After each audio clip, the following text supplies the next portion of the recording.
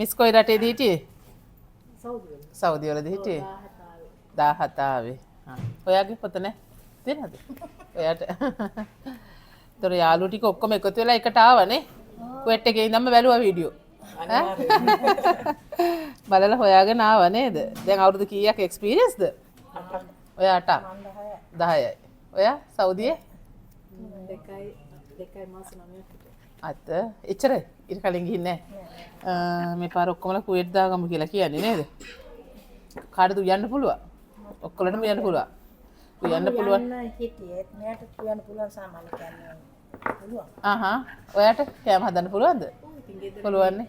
මචු බූස් එක මැකරෝනි එක වගේ හදන්න පුළුවන් නේද?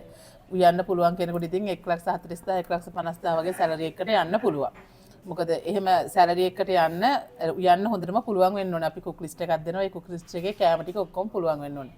ඉතින් වැඩි සැලරි එකකට යන එකට වඩා වැදගත් වෙන්නේ නේද ඔයාලට? යන්නේ ඒකේ සාමාන්‍ය දැන් රටේ ඉඳලා එක්ස්පීරියන්ස් එකත් එක්ක හොඳ සැලරි එකක් ගන්නනේ. එහෙම වුණොත් අපි උයන්න බල්ලා ගෙවල් දාගමු.